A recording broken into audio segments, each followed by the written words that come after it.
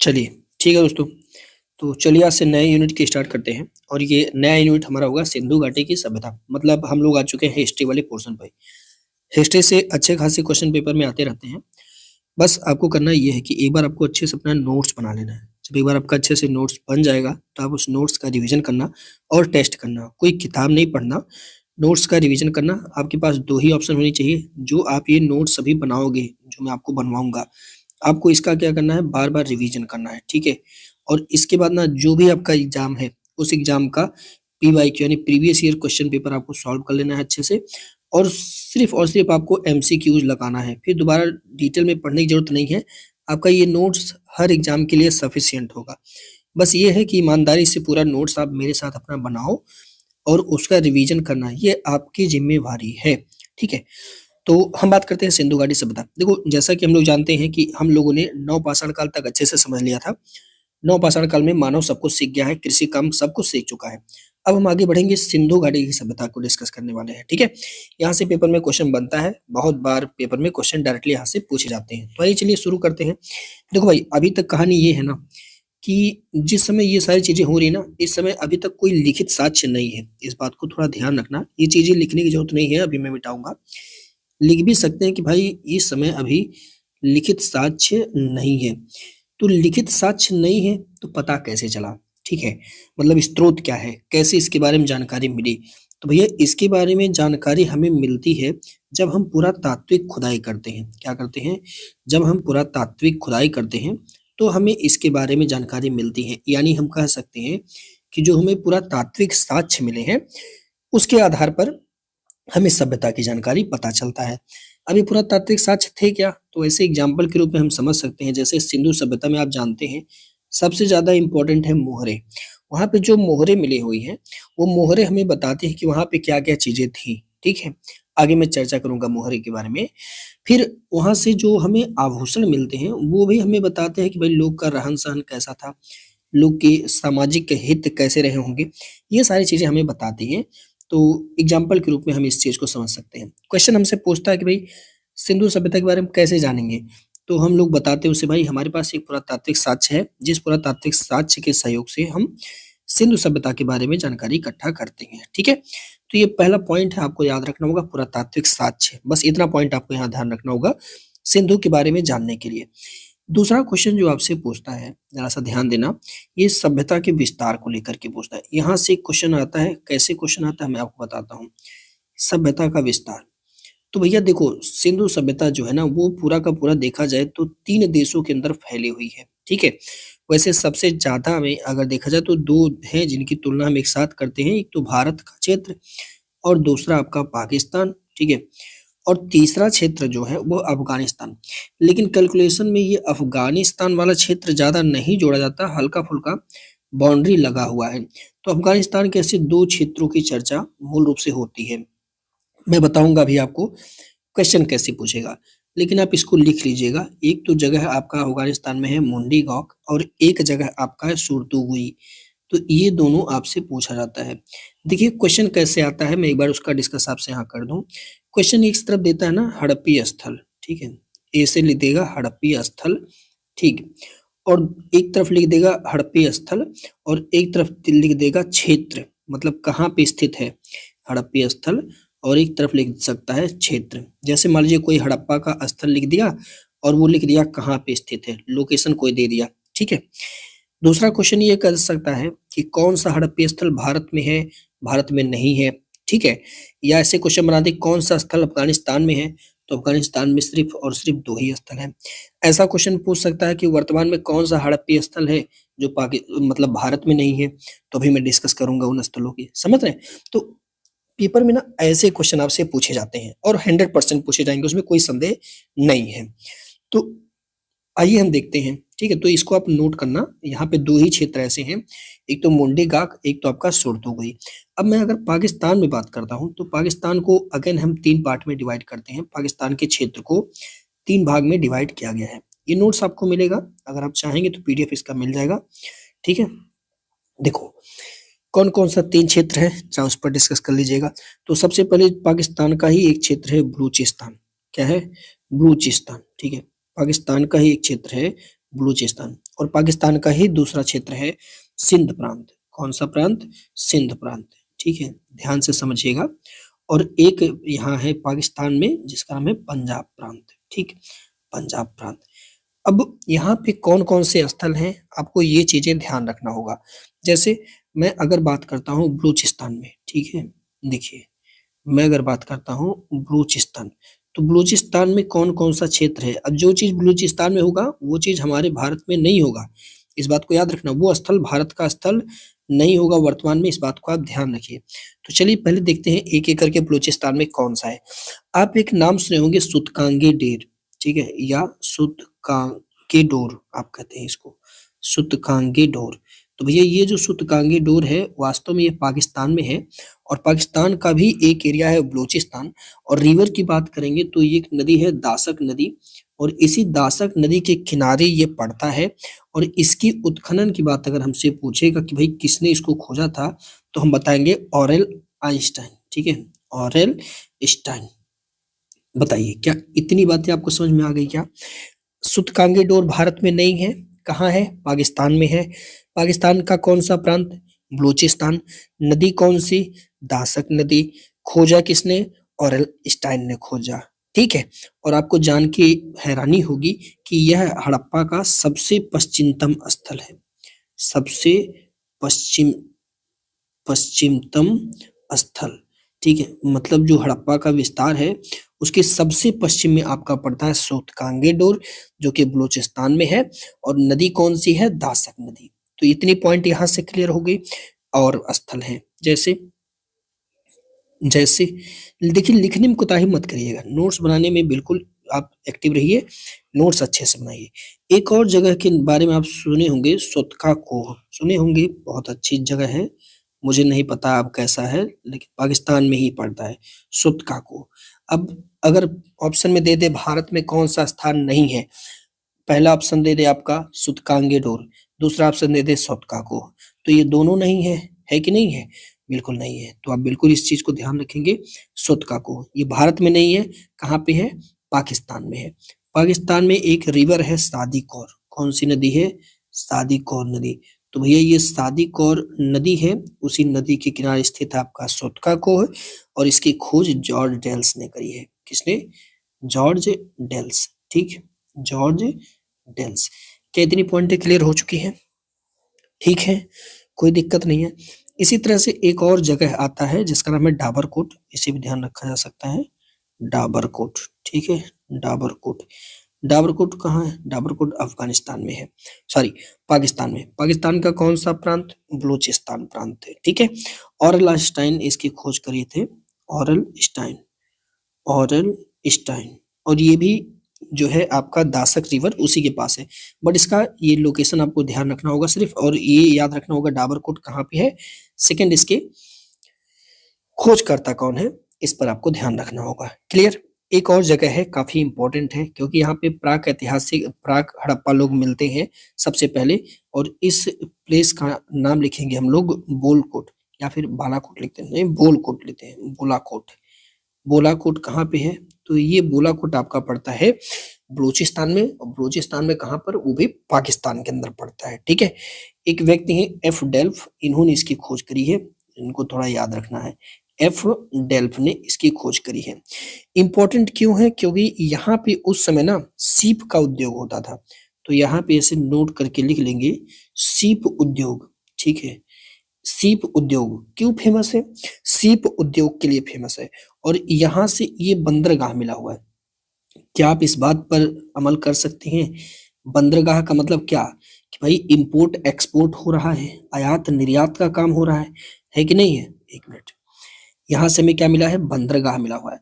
बंदरगाह का मतलब आप समझ रहे ना कि जहाजें आ रही हैं और जा रही हैं, इसका मतलब कि जहाज रानी का सिस्टम चल रहा है। ठीक है, तो भैया यह एक बंदरगाह है, इसको थोड़ा सा आप याद रखिएगा, बालाकोट।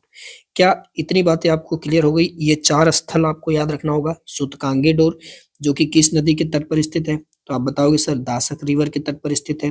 ठीक है, सुतकांगे डोर कहाँ पे है? पाकिस्तान में। क्षेत्र कौन सा? बलूचिस्तान में। ठीक है, फिर उसके बाद सोतका को कहाँ पे है? बलूचिस्तान में। किस देश में? तो आपका पाकिस्तान में। इसी तरह से डाबरकोट कहाँ पे पड़ेगा, आप कहेंगे बलूचिस्तान में। कौन सा एरिया, पाकिस्तान का एरिया। इसी तरह से बोलकोट, ये कहाँ पड़ेगा, बलूचिस्तान एरिया, पाकिस्तान। तो ये चारों स्थल जो है मूल रूप से पेपर में आते रहते हैं, और आपको याद रखना होगा कि ये भारत में नहीं है बल्कि कहाँ पे है, पाकिस्तान में है। ठीक है, तो एक क्षेत्र हम लोगों ने कवर किया, बलूचिस्तान वाला क्षेत्र। अब सेकंड जो हमारा क्षेत्र है वो हमारा होगा सिंध प्रांत। तो आइए देखते हैं कि पाकिस्तान के सिंध प्रांत में कौन कौन से क्षेत्र पड़ते हैं। ठीक है, तो चलिए नोट करते हुए आगे बढ़ेंगे। सिंध प्रांत को देखेंगे कि आखिर में सिंध प्रांत जो है पाकिस्तान का, यहाँ पे कौन कौन से क्षेत्र पड़ते हैं। ठीक है, तो सिंध प्रांत में सबसे पहला और इम्पोर्टेंट क्षेत्र जो पड़ता है वो आपका है मोहनजोदड़ो। कौन सा क्षेत्र है, मोहनजोदड़ो। ठीक है, मोहनजोदड़ो कहाँ पड़ता है, सिंध प्रांत, लरकाना जिला, पाकिस्तान। तो ये तो क्लियर हो गया। रिवर आप जानते हैं, मोहनजोदड़ो के लिए कौन सा रिवर देंगे, क्योंकि ये सिंधु नदी यहाँ पे बहती है, तो यहाँ पे सिंधु नदी दे देंगे। इसका उत्खनन बनर्जी साहब ने करी थी, आर.डी. बनर्जी दे देंगे। राखल दास बनर्जी इसके उत्खनन करता है, तो ये तो आसान चीज है। तो आपको पता चल गया कि मोहनजोदड़ो सिंध प्रांत में है। इसी से मिलता जुलता एक और जगह है जिसका नाम है चन्होदड़ो, काफी इंपॉर्टेंट है, इसके बारे में हम डिटेल में भी चर्चा करेंगे, लेकिन फिलहाल में अभी जान लो कि कहाँ है ये। ठीक है, तो भैया चन्होदड़ो कहाँ पे है, सिंध प्रांत में है। नदी कौन सी है, तो नदी वही सिंधु नदी है। कभी कोई पेपर में तो ये भी पूछ लेता है कौन कौन से स्थल हैं जो सिंधु नदी पर है, तो ये भी एक स्थल है जो सिंधु नदी के तट पर है, तो इनको थोड़ा ध्यान रखना। उत्खननकर्ता इसके हैं मजुमदार साहब। ठीक है, मजुमदार साहब सिंधु की उत्खनन नहीं किए, इनकी खोजकर्ता इन्होंने करी है, इस बात को थोड़ा याद रखिएगा। जबकि उत्खननकर्ता मैके ने करी थी। तो यहाँ दो शब्द हमें ध्यान रखना होगा, क्योंकि पेपर वाला ना समझता है इस बात को। तो रुकिए, दो शब्द लिखिएगा। एक तो खोजकर्ता लिखिएगा, खोजकर्ता मतलब इस जगह को किसने खोजा, और एक लिखिएगा इस जगह का उत्खनन किसके द्वारा किया गया, उत्खनन। तो जब पेपर में खोजकर्ता पूछेगा, ठीक है, तो मजुमदार साहब का नाम आप ले लीजिएगा। ठीक है, मतलब अगर पूछेगा तो खोजकर्ता कौन है, तो आप बताना एम.जी. मजुमदार। ठीक, मजुमदार। लेकिन यहीं पर अगर आपसे पूछेगा कि इसका उत्खनन किसने कराया है, तो एच.जे. मैके साहब के द्वारा इसका उत्खनन कराया गया। तो यहाँ पर मैके जी का नाम लिखेंगे। ठीक है, जे.एच. मैके इनका नाम है पूरा, जे.एच. मैके। तो ये क्वेश्चन इस तरह से पूछेगा। अगर उत्खनन पूछेगा तब तो ठीक है, चलो तब तो कोई बात नहीं है, हम लोग एन.जी. मजुमदार का नाम लेंगे जब खोजकर्ता पूछेगा।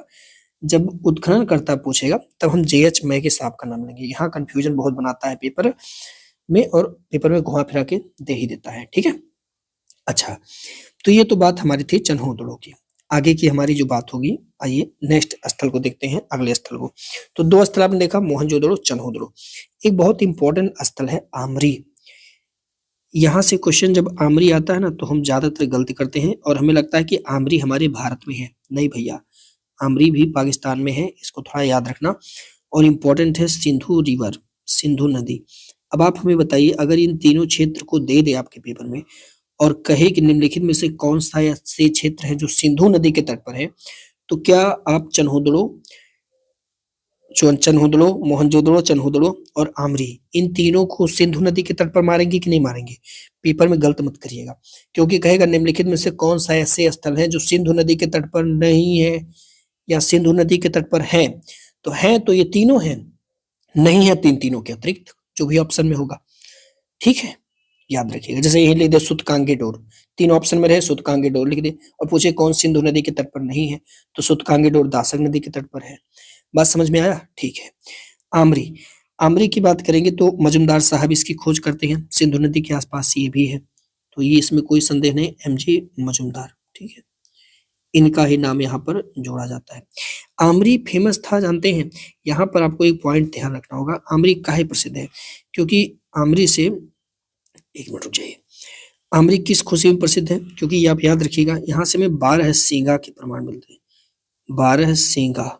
ठीक है, 12 सिन्हा के प्रमाण। तो भैया 12 सिन्हा के प्रमाण अगर आपसे पूछे कि कहाँ से मिलते हैं, तब आपका जवाब होगा सर आमरी से हमें 12 सिन्हा के प्रमाण मिलते हैं। ठीक है, तो ये तीनों स्थल क्लियर हो गए। एक और स्थल है जो कि इंपॉर्टेंट है, ये भी सिंधु नदी के ही तट पर है। सॉरी, चलिए तो इसकी भी हम बात कर लेते हैं लगे हाथों। एक नाम आप सुने होंगे कोटी दीजी या कोटी दीजी कहीं के लिखा रहता है, कोटी दीजी। तो जो कोटी दीजी का लोकेशन है दरअसल ये भी आपकी सिंधु नदी पर ही है। तो पेपर में इसके बारे में डिस्कस होता है तो याद रखेंगे ये भी आपका सिंधु नदी के ही तट पर है कोटी दीजी।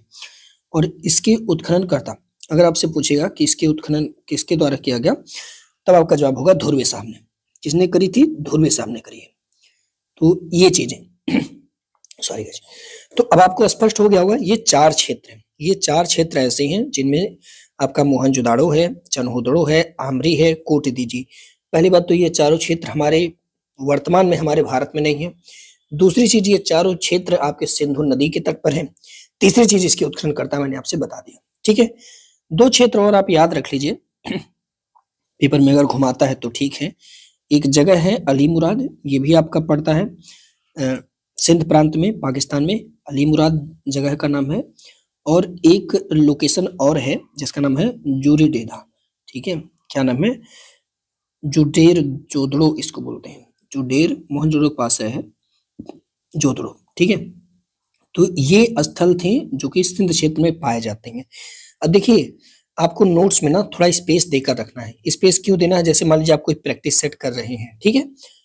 तो प्रैक्टिस सेट में कोई ऐसा क्वेश्चन दे दिया और या कोई ऐसी पॉइंट दे दिया जो जोदड़ों के बारे में, ठीक है, जो आपको लगे कि आपके नोट्स में नहीं है, तो वहां पॉइंट में आप जो है ऐसे स्टार बना के बगल में या उसके पास में कहीं लिख सकते हैं।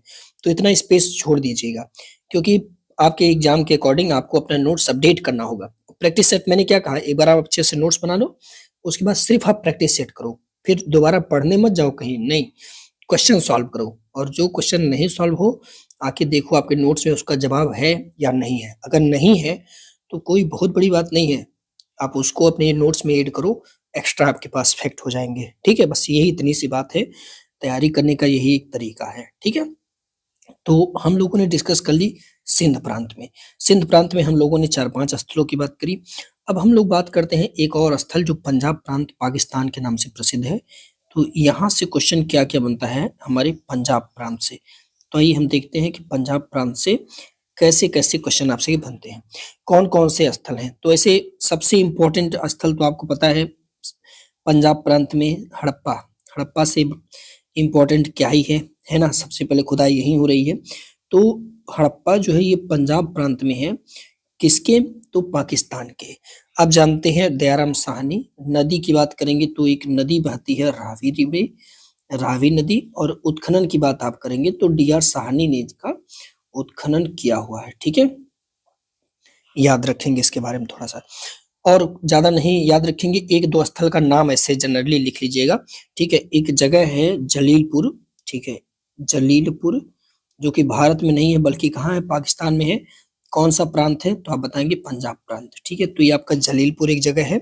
एक है डेरा इस्माइल खान, नोट कर लीजिएगा इसको ऐसे, डेरा इस्माइल खान, ये भारत में नहीं है, ठीक है। ऑप्शन में देता है निम्नलिखित में से कौन सा हड़प्पा स्थल भारत में नहीं है। ऑप्शन में देता है डेरा इस्माइल खान, तो आपको याद रखना होगा, ठीक है। एक जगह है जिसका नाम है गुमला, गुमला, गुमला भी आपका पंजाब प्रांत पाकिस्तान में है, ठीक है। रहमान ढेरी भी है, बिल्कुल रहमान ढेरी, ठीक है, रहमान ढेरी करके एक जगह है, ये भी आपका पड़ता है कहाँ पे? तो ये सारे स्थल आपके पड़ते हैं पाकिस्तान में। अच्छा अब मेरा एक सवाल आपसे है, अगर हमसे ऐसा कहे ना कि मान लीजिए कि पश्चिम से पूरब की तरफ सेट करना है हड़प्पा स्थल को, तो अभी तक देखिए सबसे पहले क्या पड़ेगा? तो अफगानिस्तान का कोई एक स्थल दे देगा, ठीक है। हालांकि ये क्वेश्चन मेंस में आएगा, थोड़ा सा लेवल हाई चला जाता है, तो इस पर ना ही फोकस करें तो बेहतर है। थोड़ा सा लेवल ज्यादा ऊपर चला जाता है ना, तो सिविल में आ जाता है ज्यादा। तो फिलहाल में आप इतना ही याद रखेंगे, ज्यादा ध्यान नहीं दीजिए। तो हमने पाकिस्तान के तीनों प्रांत को कवर करा दिया आपको, ठीक है। चलिए अब हम आगे बढ़ेंगे, सबसे इंपॉर्टेंट जो हमारे भारत का प्रांत है इस पर हम लोग डिस्कस करें। अफगानिस्तान पे हमने डिस्कस आपके करा दिया, मुंडी गौक और सोर्तोगुई। अब हमारी और आपकी डिस्कशन होगी, वो होगी इंडिया को लेकर के, ठीक है, भारत को लेकर के। भारत में हमें स्थल देता है और हमें मिलाने के लिए देता है कि किस राज्य में स्थित है, किस क्षेत्र में स्थित है। तो भारत के संदर्भ में हमें चौकन्ना रहने की जरूरत है। ठीक है, तो आइए देखते हैं भारत में क्या क्या लोकेशन है। ठीक है, कैसे लिख रहा हूं ऊपर से, 1 मिनट रुक जाइए आप। तो ये पाकिस्तान का था, अब हम बात करेंगे भारत का। ठीक है, चलिए हम साथियों बात अगर करें भारत का, भारत में कहाँ कहाँ इसके स्थल हैं, तो शुरुआत ऊपर से करते हैं। सबसे पहले देखते हैं तो जम्मू कश्मीर में। ठीक है, सबसे पहले हम बात करें जम्मू कश्मीर, तो जम्मू कश्मीर में एक बहुत ही इंपॉर्टेंट स्थल है जिसका नाम है मांडा। तो भारत में सिंधु सभ्यता का सबसे उत्तरतम बिंदु अगर आपसे पूछे तब आपका जवाब होगा मांडा सर। कौन सा होगा? मांडा। मांडा नदी अगर हमें यहाँ पे ध्यान देने के लिए कहा जाए तो यहाँ पे एक नदी बहती है, जानते हैं आप लोग, चिनाब नदी। और अगर उत्खननकर्ता की बात करने के लिए की जाए तो उत्खननकर्ता मांडा की जेपी जोशी साहब ने करी है। किसने? जेपी जोशी ने करी है। ठीक है, नदी की बात करेंगे तो चिनाब नदी, उत्खननकर्ता की बात करेंगे तो जेपी जोशी। ठीक है, आपसे सीधे मांडा करके सीधे पेपर में आता है। ठीक है, सीधे मांडा का मिलान करने गया आएगा जम्मू और कश्मीर में, लेकिन यही अगर मांडी कर देता तो देखिए यहाँ ऐसे नोट करके लिख लीजिएगा, जबकि इसी से मिलता जुलता एक शब्द है मांडी, और ये मांडी हमारे यूपी में है। यहाँ फोकस करने वाली चीज है मांडी। हम ऐसे गोला बना दीजिएगा कि मांडी जब देगा पेपर में तो यूपी मारेंगे, और मांडा जब मिलान करने के लिए आएगा तब हम जम्मू कश्मीर मारेंगे। ठीक है, अभी हाल ही संदर्भ में मांडे का उत्खनन किया गया है, तो इसको थोड़ा ध्यान रखिए, गलती होने के चांसेस 90% इसी में रहते हैं। ठीक, तो जम्मू कश्मीर हो गया। जम्मू कश्मीर के बाद थोड़ा और नीचे आ जाइए तो हमें पंजाब मिल जाएगा। ठीक है, पंजाब में तो हमें बहुत सारे क्षेत्र मिल जाते हैं। ठीक है, पंजाब में कुछ की विशेषता हम डिस्कस करेंगे, कुछ की विशेषता हम लोग आगे डिस्कस करेंगे। ठीक है, जैसे एक जगह है बहुत इंपॉर्टेंट है, आपने इसके बारे में सुना होगा, पंजाब में रोपड़। तो अगर आपसे ऑप्शन में दे दे मिलान करने के लिए रोपड़, तो आप रोपड़ कहाँ मिलाएंगे? जम्मू कश्मीर में कि पंजाब में? तो कहोगे सर हम लोग पंजाब में रोपड़ को मिलाएंगे। और नदी अगर पूछता है तो हम सतलज नदी के बारे में बताएंगे। कौन सी नदी? सतलज नदी बताएंगे। और अगर एग्जामिनर हमसे कहता है कि उत्खनन करता भी लगे हाथे बता दो, तो हम उसे यज्ञदत्त शर्मा का नाम बताएंगे। क्या बताएंगे? यज्ञदत्त शर्मा। इन्होंने क्या किया था? इसका उत्खनन किया था। तकरीबन यही 53-56 की बात है, 1953 या फिर 356। तो रोपड़ कहाँ पे है? पंजाब में है। क्लियर हो गया ना, रोपड़ कहाँ पे है? पंजाब में है। और इधर उधर मत मरिए, गुजरात, कुछ लोग ना गुजरात में टच करके आते हैं, अरे गलत हो जाता है सवाल भाई। पंजाब में है रोपड़। नदी सतलज। कौन उत्खनन? यज्ञदत्त शर्मा। ठीक है, एक और जगह है सघोल। मैं सघोल क्यों लिखवा रहा हूँ? इसलिए क्योंकि ये इंपॉर्टेंट है, पेपर में जब घुमाना होता है तो ऐसा ऐसा शब्द देता है जो लोग सुने नहीं होते हैं, तो आप सुने रहेंगे। तो सेकंड लिखिएगा, एक जगह है सघोल करके। ठीक है, ये सघोल कहाँ पे है? तो पंजाब में है। कहाँ पे? पंजाब में है। ठीक है, और आर एस बिष्ट साहब इसके उत्खननकर्ता को लेकर के हमसे क्वेश्चन बनता है ज्यादातर, तो याद रखेंगे आर एस बिष्ट। तो बिष्ट साहब ने इसका क्या किया है? उत्खनन किया हुआ है। ठीक है, एक नाम और आता है तलवार साहब का। कौन कौन तलवार है? एस एस तलवार। ठीक है, इनका नाम है एस एस तलवार। तो एस एस तलवार साहब और आर एस बिष्ट साहब, इन दोनों लोगों ने मिलकर के सघोल का उत्खनन किया। सघोल है क्या? तो आप बताना सर। सघोल जो है यह हमारे पंजाब में स्थित है और यह एक हड़प्पीय स्थल है। क्लियर। एक और स्थल है, इसको भी मैं यहाँ लिखता हूँ, एक नहीं 2-3 स्थल और लिख लीजिए, यहाँ से क्वेश्चन आपका बन जाएगा। ठीक है, एक स्थल है कोटलहिंगी, यहाँ लिख दूं, यहाँ मैं लिख दे रहा हूँ, ये भी आपका है, यहीं पर याद रखिएगा, पंजाब में ही है, कोटल हिंग, या इसको लिखते हैं कोटल हिंग खान। कोटल हिंग खान। ठीक है, या कोटल हिंग लिखेगा या कोटल हिंग खान लिखेगा, तो कोई दिक्कत नहीं, आप समझ लेना। ठीक है, अच्छा एक बहुत ही अच्छा स्थल है, मुझे ध्यान आ रहा है, दधेरी। ये तो पेपर में सीधे मिलान करने के लिए आ जाते हैं। दधेरी कहाँ है? तो दधेरी पंजाब में है। जानते हैं ज्यादातर लोग इसको गलत करके आते हैं, गुजरात मार के ज्यादातर लोग आते हैं, गलत हो जाता है। दधेरी कहाँ पड़ता है? तो आप देखेंगे तो जो दधेरी है ये आपका पंजाब में पड़ता है। कोटल हिंगी खान कहाँ है? पंजाब में। रोपड़ पंजाब में। सघोल पंजाब में। ठीक है, एक बाड़ा पड़ता है, चक 86 बाड़ा के नाम से प्रसिद्ध है एक जगह, मैं इसको यहाँ लिखूंगा, 4 हो गया है, यहाँ लिखूंगा इसका नाम है चक 86, ठीक है, चक 86 बाड़ा, चक 86 बाड़ा। तो अगर आपसे एग्जामिनर पूछे कि चक 86 बाड़ा कहाँ है, तो आपका क्या जवाब होगा? तो आपका जवाब होगा, अच्छा इसको रुक जाइएगा जी, चलिए कोई बात नहीं है, आप इसको ऐसे ध्यान रखना, चक 86 बाड़ा, ये भी आपका कहाँ पड़ेगा? पंजाब में पड़ेगा, ठीक है, कोई दिक्कत नहीं दिक्कत। तो ये है पंजाब का लोकेशन। पंजाब में ये 5-6 जो स्थल हैं, इनको ध्यान रखिएगा, पेपर में आएंगे यहाँ से एक क्वेश्चन। अच्छा, पंजाब के बाद में थोड़ा सा आगे पीछे होंगे तो हरियाणा पड़ेगा। हरियाणा में भी काफी इंपॉर्टेंट स्थल हैं, हड़प्पी स्थल, ये हमसे पेपर में आते रहते हैं, ठीक है। जैसे एक इंपॉर्टेंट स्थल की बात मैं करूं तो मिताथल, ये आपका हरियाणा में ही पड़ता है, ठीक है, मिताथल, मिताथल कहाँ पड़ता है? तो हरियाणा में पड़ता है। सूरजभान साहब ने इसकी खोज करी है। किसने? सूरजभान, सूरजभान ने इसका उत्खनन किया हुआ है। आपको ध्यान रखना होगा, समय 1968 की है, अगर ध्यान है तो ठीक है, नहीं तो कोई बात नहीं है, लेकिन हाँ सूरजभान का नाम आपको याद रखना होगा। एक और इम्पोर्टेंट स्थल आपको यहाँ मिलेगा, राखीगढ़, ये भी हरियाणा में है, ध्यान रखना। लोग इसको पंजाब या राजस्थान मार के आते हैं, गलत हो जाता है। राखीगढ़ ये भी आपका हरियाणा में पड़ता है, लोग गलत करके आते हैं, मत करिएगा। सूरजभान साहब ने इसका भी उत्खनन किया हुआ है, तो इसे याद रखेंगे, सूरजभान का नाम, ठीक है। कब उत्खनन किया था? वो भी इसी के अगले ही वर्ष 1969 में, 1969 में। सरस्वती नदी के किनारे है, लेकिन पेपर में हमारे एक नदी का नाम देता है राखीगढ़ को लेकर के, और वो आपका होता है घग्गर नदी। कौन सा नदी? घग्गर नदी, ठीक है, घग्गर नदी, ठीक। तो क्लियर है? अच्छा, 2 स्थल तो हो गए। हरियाणा में एक बहुत इंपॉर्टेंट स्थल है जिसका नाम है बनवाली, जुते हुए खेत यहीं से मिलेंगे साथ, तो एक जगह है बनवाली।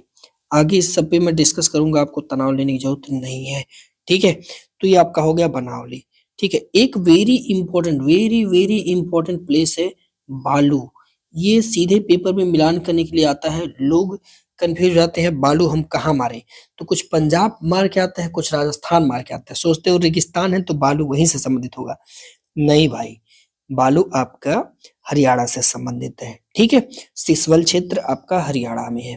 कौन सा? सिसवल, सिसवल क्षेत्र भी हरियाणा में है। तो इनको आपको याद रखना होगा, पेपर में यहाँ से क्वेश्चन में पूछेगा निम्नलिखित में से कौन सा क्षेत्र, या फिर देगा सूची 1 का सूची 2 के साथ मिलान करिए, ठीक है, या निम्नलिखित में से कौन सा हरियाणा में नहीं है।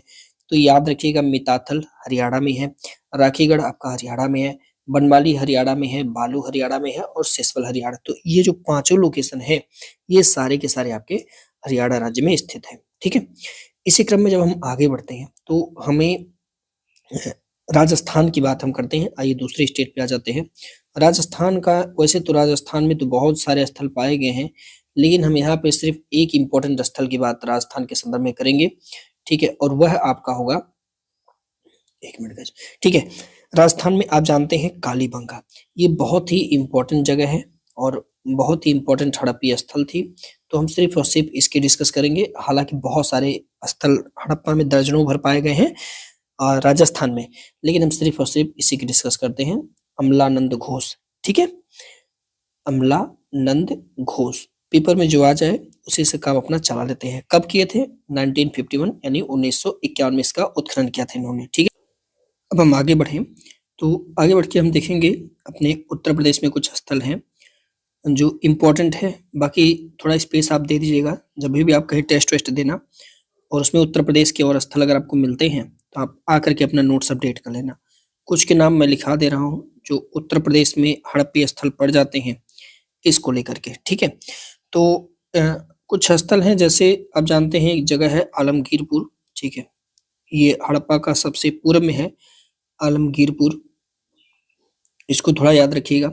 ऑप्शन में मिलान करने के लिए आएगा कि ये किस राज्य में है, तो आपका जवाब होगा उत्तर प्रदेश में। यहीं से एक जगह हमें मिलेगा बड़ा गांव, ठीक है, ये भी आपका उत्तर प्रदेश में ही पड़ता है। और भी कुछ स्थल हैं, इन्हें आप थोड़ा ध्यान रख सकते हैं, जैसे पेपर में आता है हुलास को लेकर के, हुलास, ठीक है, या पेपर में आपको मांडी लेकर के आता है, ये दोनों ज्यादातर पेपर में आते हैं। तो ये सारे स्थल जो आपके हैं उत्तर प्रदेश में है। जब मैं उत्तर प्रदेश पढ़ाऊंगा आपको स्पेशल, मेरी वीडियोज आप देखना उत्तर प्रदेश स्पेशल, तो उत्तर प्रदेश स्पेशल में मैं और गहराई में लेकर आपको चलूंगा, यहाँ मैं सिर्फ नाम बता रहा हूँ, वहां मैं इनकी पहचान बताऊंगा। इनके बारे में और ऐसे स्थल है, छोटे छोटे स्थल हैं, छोटे छोटे ग्राम स्थल हैं, वो मैं उत्तर प्रदेश के इतिहास में कवर कर दूंगा। ठीक है, बाकी आपको मिलता रहेगा तो आप अपना नोट सब अपडेट करते रहना। और क्षेत्र की बात करें तो थोड़ा पीछे अगर आ जाएंगे तो आपको गुजरात मिल जाएगा। गुजरात में कई सारे हड़प्पी स्थल मिलते हैं, तो आइए देखते हैं गुजरात में कौन कौन से हड़प्पी स्थल हैं। तो एक जगह है आपको गुजरात में मिलता है देसलपुर। विकल्प में आता है कि देसलपुर कहाँ है, तो हड़प्पी स्थल है पहली बात, और लोकेशन आपका पड़ता है गुजरात में। ठीक है, एक बहुत इंपॉर्टेंट जगह है सुरकोतड़ा, यहाँ से आप जानते हैं घोड़े के नाल मिलते हैं, सुरकोतड़ा। ठीक है, सुरकोटदा लिखते हैं इसको। तो ये भी आपका कहाँ है, सुरकोटदा, तो ये आपका गुजरात में पड़ता है। और देखिएगा एक बहुत ही महत्वपूर्ण हड़प्पी स्थल धौलावीरा। ठीक है, सफेद कुआं का जगह है धौलावीरा, इसको सफेद कुआं वाला जगह बोलते हैं, ये है। और सुनिए एक बहुत इम्पोर्टेंट बंदरगाह हमारा जो कि लोथल है, ये तो यहाँ है ही। ठीक है, और एक बहुत इंपॉर्टेंट स्थल पेपर में ये बात पूछा भी गया है, रंगपुर, ये भी आपका जो है गुजरात में ही पड़ता है। लोथल आपका गुजरात में पड़ता है। इसी क्रम में आप देखेंगे तो एक जगह है रोजदी, क्या नाम है इसका, रोजदी। ठीक है, रोजदी, ये भी आपका गुजरात में ही पड़ता है दोस्तों। ठीक है, इसी क्रम में आप पाएंगे तो प्रभास नाम का एक जगह है जो कि गुजरात में है। इसी क्रम में भगतरा है, कुंतासी एक जगह है। ठीक है, कुंतासी, ये भी आपका गुजरात में ही पड़ता है, इंपॉर्टेंट स्थल है, याद रखिएगा। मेधम आपसे पेपर में पूछा जाता है कि कहाँ है, मेधम लिखते हैं या फिर कहीं कहीं इसको मेघम लिखते हैं, ये दोनों स्थल कहाँ पे हैं, तो ये भी आपके पड़ जाते हैं गुजरात में। ठीक है, वर्तमान में देखेंगे तो महाराष्ट्र में भी एक स्थल की बात की जाती है, महाराष्ट्र में, और उसका नाम है दोस्तों दैमाबाद। तो दैमाबाद में वैसे तो आप देखेंगे पाषाण काल से ही हम लोग इसको लेकर आ रहे हैं दैमाबाद को, तो ये दैमाबाद आपका हड़प्पी स्थल भी हो जाता है। तो कहीं ना कहीं आप अगर इसके विस्तार को लेकर के डिस्कस करेंगे तो आप कहोगे सर हमने तो ये चीज देखा कि इसका जो विस्तार है वो उत्तर में भी है, इसका विस्तार पूर्व में भी है, इसका विस्तार पश्चिम में भी है, और इसका विस्तार जो है पश्चिम में भी है। तो अगर आप देखेंगे तो पूरब से पश्चिम में अगर इसके विस्तार की हम बात करेंगे तो तकरीबन जो सबसे उत्तर सबसे पूर्वी पॉइंट है ये आपका पड़ता है आलमगीरपुर में। ठीक है, कहाँ पे, आलमगीरपुर, और ये जो आलमगीरपुर है वो हमारे यूपी में है। ठीक है, और रिवर की बात करेंगे तो रिवर आपकी है हिंडन, तो हिंडन नदी के तट पर है। ठीक है, दूसरे जो पॉइंट है वह है आपका है सुतकांगी डोर, क्या है, सुतका गिंडोर। ठीक है भाई, जो ये सुतकांगी डोर है आपने अभी देखा कि अब पाकिस्तान में है। ठीक है, कहाँ पे है, पाकिस्तान में है। रिवर कौन सी थी, तो आपने देखा दासक रिवर। ठीक, इन दोनों के बीच की अगर डिस्टेंस देखा जाए तो तकरीबन 1600 किलोमीटर, यानी ईस्ट से वेस्ट तक अगर विस्तार इसका देखा जाए तो यह तकरीबन 1600 किलोमीटर लंबा ऐसे फैला हुआ है। ठीक है, जबकि नॉर्थ टू साउथ में अगर आप देखेंगे, भारत के संदर्भ में बात कर रहा हूं, तो नॉर्थ में आपने क्या देखा, आपने देखा था सर यहाँ हमें मांडा मिला था। ठीक है, मांडा मिला था, कहाँ पे, जम्मू और कश्मीर के क्षेत्र में। रिवर की बात हम लोग करेंगे तो रिवर था हमारा चिनाब। दक्षिण में जब हम जाएंगे, हड़प्पा का सबसे दक्षिणतम बिंदु, तो हमें यहाँ पे दैमाबाद मिलेगा। क्या मिलेगा, दैमाबाद, जो कि कहाँ पे है, तो आप कहोगे सर महाराष्ट्र में है। नदी आपके यहाँ महाराष्ट्र में गोदावरी नदी पड़ती है, गोदावरी रिवर। ठीक है, गोदावरी रिवर। अब हम अगर इसके नॉर्थ टू साउथ अगर देखेंगे तो यह तकरीबन 1400 किलोमीटर में फैली हुई है। ठीक है, तो इस प्रकार से जो हड़प्पा है ना वो लगभग में अगर आप देखेंगे तो इसकी शेप्स जो है वो त्रिभुजाकार में है।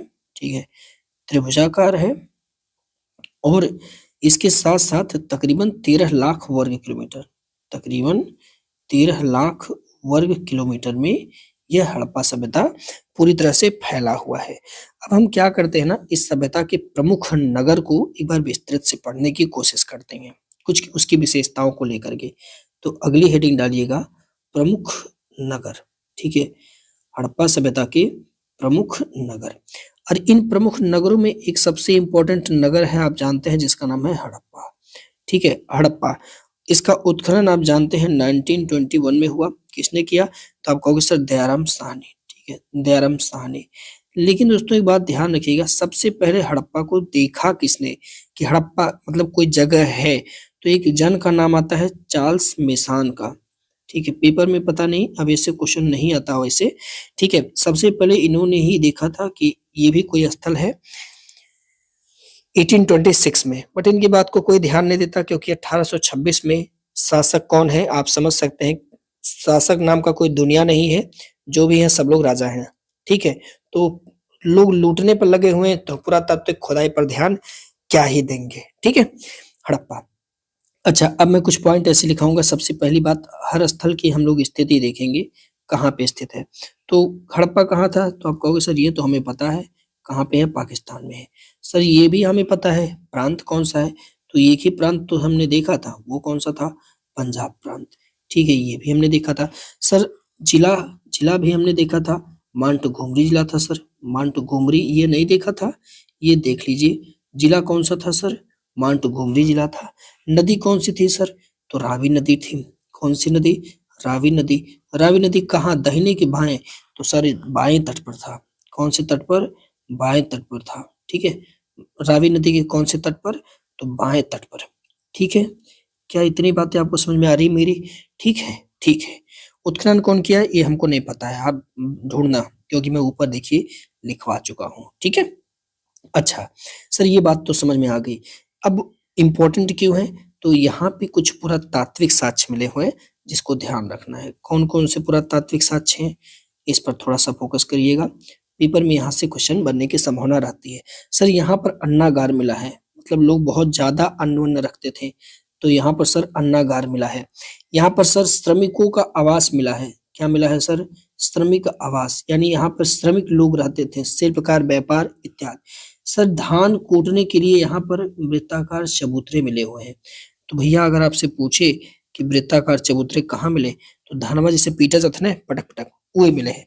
सबसे इम्पोर्टेंट सर यहाँ पर R37 कब्रिस्तान मिला है, बहुत इंपॉर्टेंट है।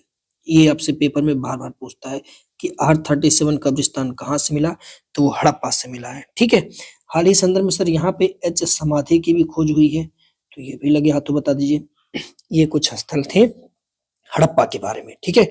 जब से पेपर में आता है थोड़ा स्पेस दे देना, अगर कोई नया पुरातात्विक स्थल आता है आपके टेस्ट में या सीट में कहीं भी, तो उस पुरातात्विक स्थल को आप, उस पुरातात्विक साक्ष्य को यहाँ आप जोड़ दीजिएगा, ठीक है, ठीक है। आगे बढ़े, आप लोग रीड करते रहना, नोट्स अपडेट करते रहना, ठीक है। चलो बाकी मैं कोशिश कर रहा हूँ जो इम्पोर्टेंट है वो मैं कवर खुद ही कर दूं। चलो अगला एक इम्पोर्टेंट स्थल है वो आपका होगा मोहनजोदड़ो। सर ये भी तो भारत में नहीं है, कोई बात नहीं है, पढ़ना तो पड़ेगा ना सर। मोहनजोदड़ो के बारे में भारत में नहीं है तो कोई दिक्कत नहीं है। किसने उत्खनन करी है, तो अच्छा अब हम बात कर रहे थे कैसे लिख रहे हैं। अच्छा उत्खननकर्ता मोहनजोदड़ो की कौन है, तो R.D. बनर्जी किए हैं। ढीठ उठ आपको ध्यान रखने की जरूरत नहीं है, परेशान मत होइएगा, ठीक है। किसने किया है, राखल दास बनर्जी, यानी R.D. बनर्जी साहब ने इसका उत्खनन किया हुआ है, ठीक है। ये जानते हैं ये सबसे बड़ा सिंधु सभ्यता का सबसे बड़ा नगर है, सिंधु सभ्यता का सबसे बड़ा नगर, सिंधु सभ्यता का देखिएगा ऐसे सबसे बड़ा नगर, ठीक है। सिंधु सभ्यता का सबसे बड़ा नगर, सबसे बड़ा नगर आपसे अगर कोई पूछेगा तो आप बताएंगे मोहनजोदड़ो है, ठीक है। कितने वर्ग किलोमीटर में है सर, तो लगभग में 250 वर्ग किलोमीटर में ये फैला हुआ है, वर्ग किलोमीटर में फैला हुआ है। मोहनजोदड़ो का मतलब क्या होता है, तो मृतकों का टीला, याद रखेंगे। मोहनजोदड़ो का अर्थ क्या होता है, mount of dead, mount of dead, ठीक है, माउंट ऑफ डेड, हिंदी में मृतकों का टीला, इसे कहते हैं मृतकों का टीला, मृतकों का टीला, ठीक है। इसे ही हम सिंधु का बाग भी कहते हैं, ये लिख लीजिएगा, द गार्डन ऑफ सिंधु, यानी सिंधु का बाग। अगर आपसे पूछे सिंधु का बाग किसे कहते हैं, तो आपका जवाब होगा सर मोहनजोदड़ो को कहते हैं सिंधु का बाग, ठीक है। प्रेतों का टीला, मृतकों का टीला, ऐसा कुछ बोलते हैं। सर इसके बारे में इसकी स्थिति नहीं लिखेंगे क्या, तो क्यों नहीं लिखाएंगे, चलिए इसकी स्थिति देख लेते हैं। तो आप जानते हैं स्थिति, पता है आपको कौन सा लोकेशन है, पाकिस्तान। कौन सा लोकेशन, पाकिस्तान। प्रांत कौन सा, जवाब होगा सर सिंध प्रांत। कौन सा प्रांत, सिंध प्रांत। जिला कौन सा, तो जिला है आपका लारकाना, ठीक है। जिला कौन सा, लारकाना जिला, ठीक है। सिंधु नदी कौन सी है, सिंधु नदी। दाहिना की बायां तट है, तो याद रखेंगे दाया तट, दायां तट, ठीक। सिंधु नदी दायां तट, याद रखिएगा। पुरातात्विक साक्ष्य कौन कौन से मिले सर? एक मिनट, पेज अपलोड हो जाने दीजिए, ठीक है। चलिए, तो सर यहाँ पे कौन कौन सा पुरातात्विक साक्ष्य मिले हैं, इसको भी बता दीजिए।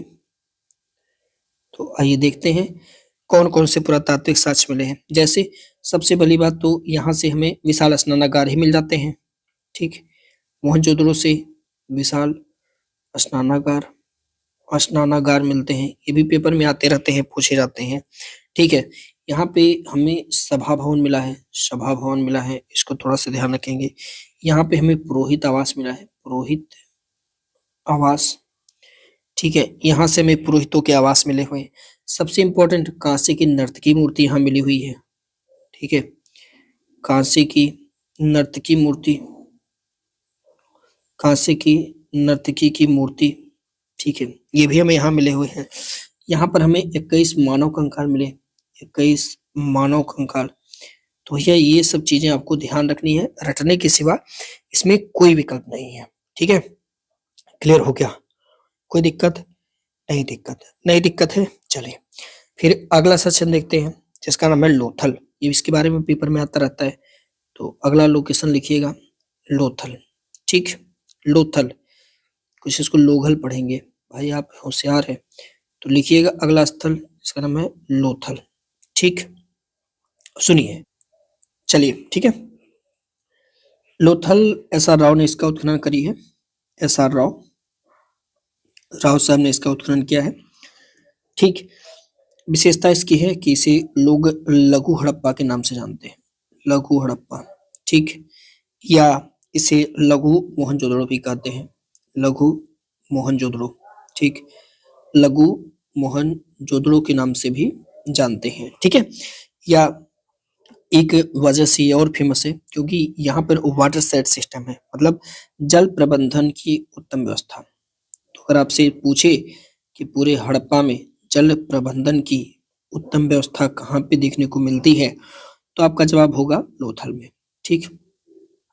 यहाँ से लोग जल को संरक्षण कर रहे हैं, पानी रोक रहे हैं ताकि आगे पानी का प्रयोग किया जा सके। तो जल संरक्षण की तकनीक यानी वाटर कंजर्वेशन की तकनीकी हमें जो है देखने को मिल जाता है लोथल से।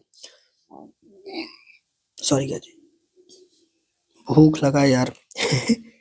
चलो स्थिति की बात करते हैं। तो आप जानते हैं स्थिति कहाँ पे है, तो राज्य कौन सा था? गुजरात है। नदी कौन सी है? तो सर आपको पता है भोगवा नदी है, ठीक है। जिला कौन सा है? तो सर ये भी आपको पता है अहमदाबाद जिला है आपका, ठीक है सर। इतनी बातें तो सभी को पता है। पुरातात्विक साक्ष्य कौन कौन से मिले हैं सर, इस पर भी आइए डिस्कस कर लेते हैं कि यहाँ से क्या क्या हमें मिले हैं पुरातात्विक साक्ष्य के रूप में। तो इसको नोट आप बनाएंगे। सबसे इम्पोर्टेंट तो यहाँ से गोदीवाड़ा का साक्ष्य मिला है सर, यहाँ से हमें गोदीवाड़ा का साक्ष्य मिला है। पहली चीज हमें सर यहाँ 3 युग्मित समाधि मिली हुई है। इसका क्या मतलब है? युग्मित का मतलब जानते हैं, मैंने जोड़ा जोड़ा लोग एक समाधि हम दफनाए गए हैं, तो 3 युग्मित समाधियां, ठीक है। जोड़ा लोग काहे दफनाए गए होंगे आप मुझे बताना। जैसे अगर मेल मेल है, ठीक है, तो चलो मान लेते हैं कि एक ही घर के 2 लोग हैं, दफना दिए गए एक साथ में, ठीक है, साधारण सी बात है। लेकिन अगर यही एक फीमेल है और एक जो है मेल इंसान दफनाया गया है, तो इसका क्या मतलब निकल रहा है? क्या इसका मतलब है यहाँ सती प्रथा थी? हाँ, हो सकता है भाई, 2 लोग एक साथ काहे दफना जाएंगे एक दिन में, कुछ कारण रहा होगा। चलिए इस पर आगे भी डिस्कस किया जाएगा, सामाजिक जीवन कैसा था। फिलहाल में याद रखना कि लोथल से हमें 3 युग्मित समाधियां देखने को मिले हैं। यहाँ पर भी प्रशासनिक भवन है, ठीक है, यहाँ पर भी प्रशासनिक भवन विद्यमान है, प्रशासनिक भवन यहाँ पर भी है। मनके बनाने के कारखाने, हमें यहाँ से अब मनके बनाने के कारखाने मिल रहे हैं, बनाने के कारखाने, ठीक है, मनके बनेंगे अब यहाँ से, ठीक है। यहाँ से हमें रंगाई कुंड मिला हुआ है। क्या मिला हुआ है? रंगाई कुंड। ये सब चीजें अपनी भाषा में आप लिख लीजिए। रंगाई कुंड, प्रशासनिक भवन, मनके बनाने के कारखाने, 3 युग्मित समाधियां, गोदीवाड़ा, ये सारी चीजें हमें कहाँ से मिल रही है? लोथल से मिल रही है, ठीक है। इसी क्रम में एक और इम्पोर्टेंट स्थल की हम बात करते हैं, कालीबंगा की। कालीबंगा की थोड़ा जल्दी लिखिए क्योंकि पढ़ना बहुत है। अब जानते हैं इसकी खोज अमलानंद घोष जी के द्वारा किया गया था। अमलानंद घोष अमलानंद घोष ने इसका उत्खनन किया हुआ था। ठीक है, ज्यादातर फेमस है कालीबंगा का अर्थ ही होता है काले रंग की चूड़ी। इसका अर्थ क्या होता है? काले रंग की चूड़ी। ठीक है, कालीबंगा का अर्थ क्या है? काले रंग की चूड़ी। ठीक है, काले रंग की चूड़ी। यहाँ के जो मकान हैं याद रखिए कच्चे ईंट के हैं। ज्यादातर मकान पक्के ईंट के मिले हैं सिंधु सभ्यता में, लेकिन यहाँ जो कालीबंगा के मिले हैं वो मकान कच्चे ईंट से हैं। कच्चे ईंट के। लेकिन दोस्तों ये कच्चे ईंट भी अलंकृत हैं, सजाए गए हैं।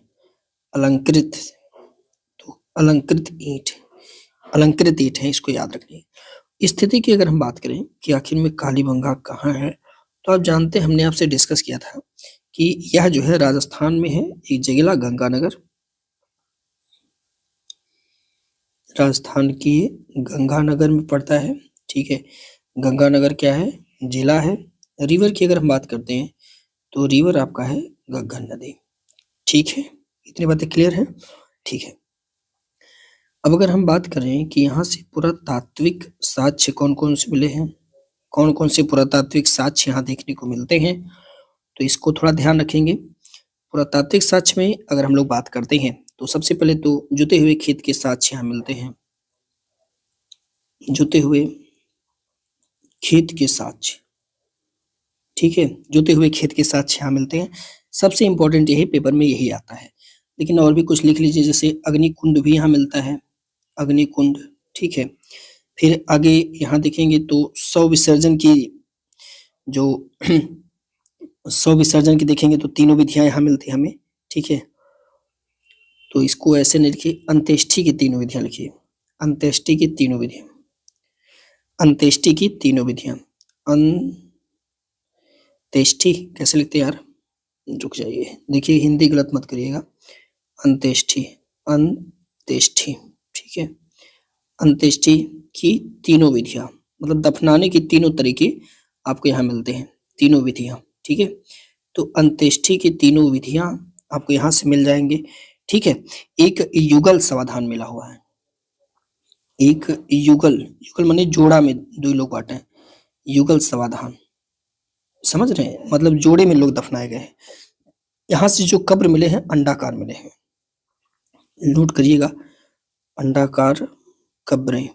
तो यहाँ से जो कब्रें मिले हैं वो अंडाकार हैं। अच्छा, यहाँ शल्य क्रिया के भी प्रमाण मिलते हैं। शल्य क्रिया का मतलब जानते हैं? एक ऐसा बॉडी मिला हुआ है, रुक जाइए बता रहे हैं, शल्य क्रिया का प्रमाण। जैसे एक लड़का मिला हुआ ना, छोटा सा बच्चा है जो दफनाया गया है, उसके सर पे देखेंगे तो 5-6 होल किए हुए हैं, छेद किए हुए हैं।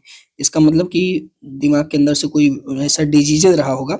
शल्य का मतलब चिकित्सा होता है, उसको निकालने की कोशिश की गई थी और वो मर गया था।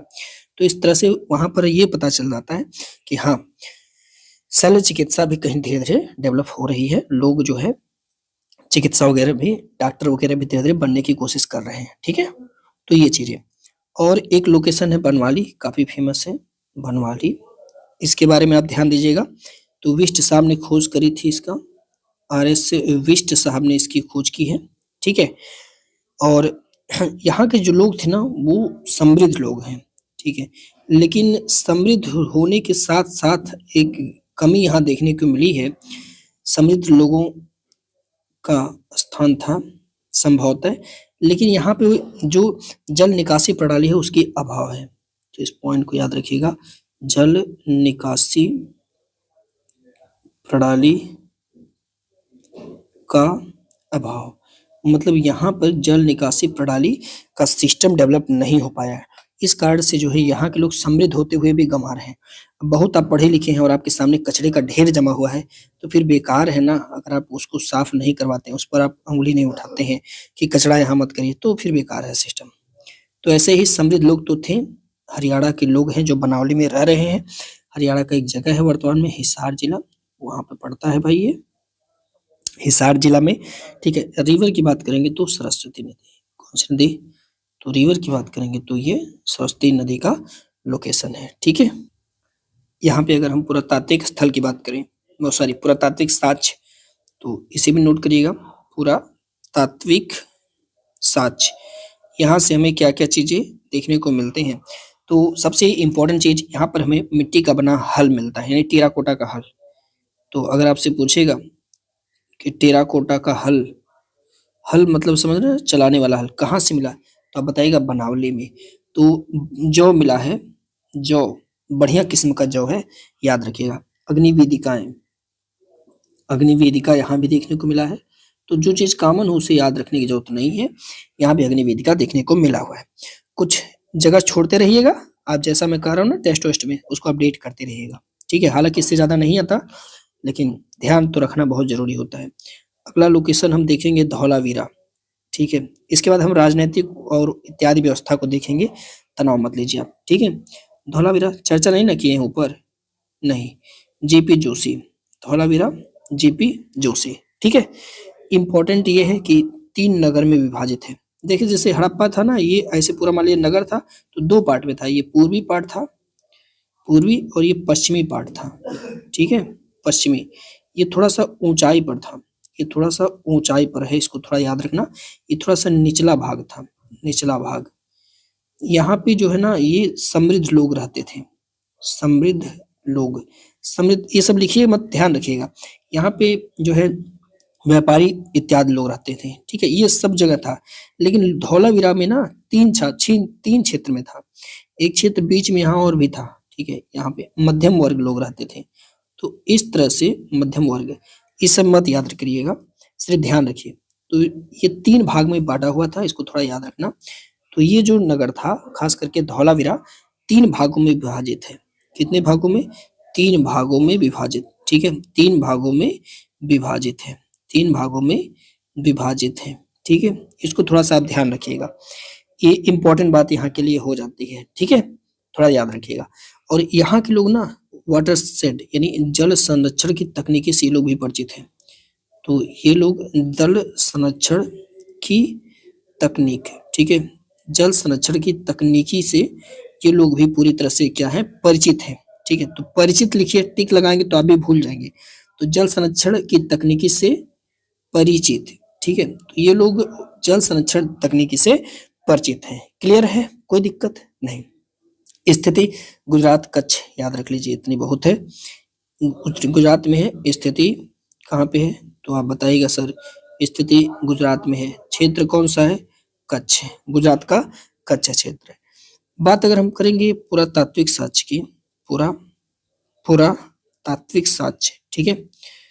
तो पुरातात्विक साक्ष्य की अगर हम लोग बात करें कि यहाँ से क्या क्या चीजें मिली हुई है, तो इन पुरातात्विक साक्ष्य में सबसे इंपॉर्टेंट अगर आप देखेंगे धौलावीरा से, तो लिखिएगा, यहाँ पर मिले हैं घोड़े के अवशेष, घोड़े के अवशेष, ठीक है।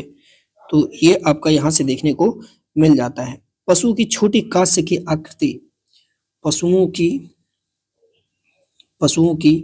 छोटी छोटी कांस्य की आकृति, कांस्य की आकृति, ये भी आपको यहाँ से देखने को मिल जाता है। इसी क्रम में आप देखेंगे तो यहाँ पर एक और इम्पोर्टेंट चीज मिलता है, नेवले की पत्थर की मूर्ति, नेवले की पत्थर की मूर्ति। तो नेवले की पत्थर की मूर्ति यहाँ मिल जाती है। यहाँ पे एक और इम्पोर्टेंट चीज है, पालिशदार श्वेत पाषाण, पालिशदार श्वेत माने सफेद, पाषाण माने पत्थर। तो ये चीजें आपको धौलावीरा से देखने को मिल जाती हैं, ठीक है। अब हम बात करेंगे थोड़ा सा डेप्थ में, आपको लेकर चले इस कहानी के क्लाइमेक्स पे आते हैं कि सभ्यता की क्या विशेषता है, ठीक है, सभ्यता की विशेषताएं। अब हम लोग इसके क्लाइमेक्स पे आते हैं। अभी तक तो इंट्रोडक्शन था, सभ्यता की क्या विशेषता है इस पर, और इस विशेषताओं में हम लोग क्या क्या चीजें अध्ययन करते हैं, एक निगाह उस पर रखते हैं। सबसे पहले यहाँ इनका सामाजिक एवं राजनीतिक जीवन कैसा था, इनका सामाजिक राजनीतिक राजनीतिक जीवन, भैया सामाजिक राजनीतिक जीवन इनका कैसे था। सेकंड, आर्थिक जीवन कैसे था। थर्ड, कला और वास्तुकला का क्या सिस्टम है, कला और वास्तुकला क्या सिस्टम है। फोर्थ, धार्मिक जीवन का कैसे है। पीसीएस वाले ध्यान देंगे, पीसीएस मेंस में ना ये क्वेश्चन बार बार आता है, थोड़ा सा वहां पे ना पीसीएस मेंस जब लिखना होता है तो वहां पे थोड़ा सा चेंज कर देना होता है। बाकी कहानी ये कॉन्सेप्ट में थोड़ा सा यहाँ डाटा बताऊंगा, वहां पे बहुत गहराई से लिखने का तरीका, बस यही अंतर है और कुछ अंतर नहीं है। अब इतना ही पॉइंट जानना है, मेंस में आप लिख सकते हैं, आर्थिक जीवन के बारे में लिख सकते हैं, डाटा यहाँ बताना पड़ता है प्रीलिम्स में, और मेंस में वो चीजें बतानी पड़ती हैं। ठीक है, कोई दिक्कत नहीं है। तो भैया 4 पॉइंट पर आइए हम डिस्कस करते हैं आपके साथ, और इन चारों पॉइंट के साथ हम लोग इसके अंत पे क्लाइमेक्स पे पहुंचते हैं।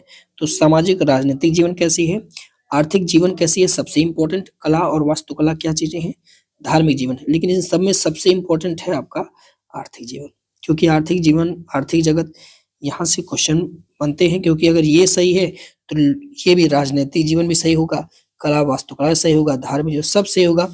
अगर पैसा है तो सब कुछ है, वरना कुछ भी नहीं है भाई साहब, है ना।